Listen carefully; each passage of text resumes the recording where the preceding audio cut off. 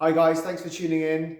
As always, thank you, and I hope you're enjoying my channel. If so, please hit the subscribe button to keep up to date with all the weekly content. As you can see, we're back in the gym, which is great. Hopefully you guys have been back in the gym as well. So I wanted to talk a little bit today about progressive overload, which is essentially just progressing your weekly workout. You probably hear coaches talk about this all the time, and if you don't hear them talking about it, they should be talking about it because it's an essential part of your training and your progress while you train. So let's go into it. What does it mean? It simply means making your programs, whatever they may be, whether it's in the weight room or outside running or doing your cardio, whatever it is you're doing, progressing it each week, making it a little harder week by week or month by month. Sometimes things progress a bit quicker, sometimes things progress a little slower, but the important thing to keep yourself getting those results is to continue to make those workouts just that little bit harder each time.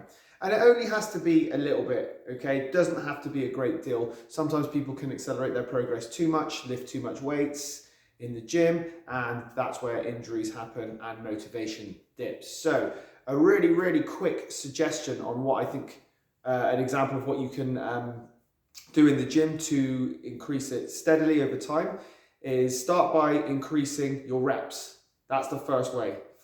If you increase your reps the next week, don't increase the load.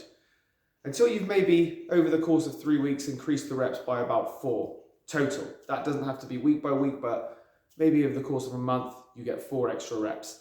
Then you can think about increasing the load. So increasing the weight that you lift after the 4 weeks, bringing the reps back down to your start point and start building the reps up again.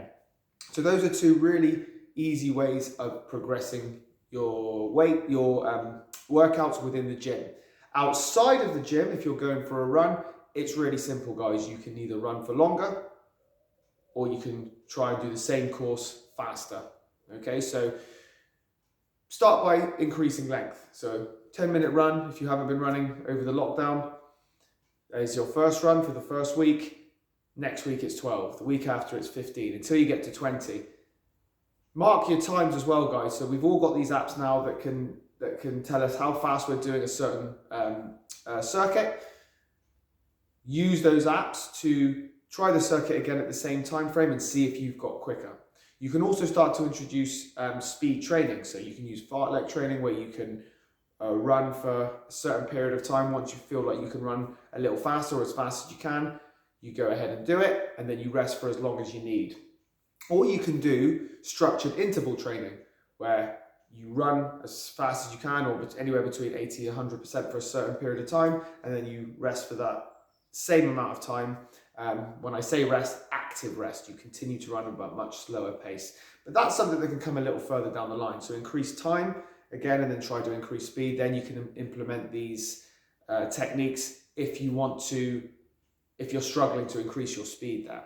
Okay, so just a little note for everyone, if you haven't started your training yet post-lockdown, be sensible, of course. Go in, don't kill yourself, don't try and lift your same weights that you did before, because you will just be really, really sore for days. Or you could lift the same weights as you did before, but just for a few extra reps, few less reps, or a few less sets. But don't go in there with the mind frame that you're gonna not train. Get in there, do some training, work as hard as you feel you can work, but have a little think about what you were doing before. So if you go in and do the last program you did in December before the lockdown, then you're kind of asking for trouble. But that doesn't mean you don't go in and work, guys. Okay, so that's this week's video. Thank you all for tuning in. And remember, continue to progressively overload your workouts to continue to get results. See you next time.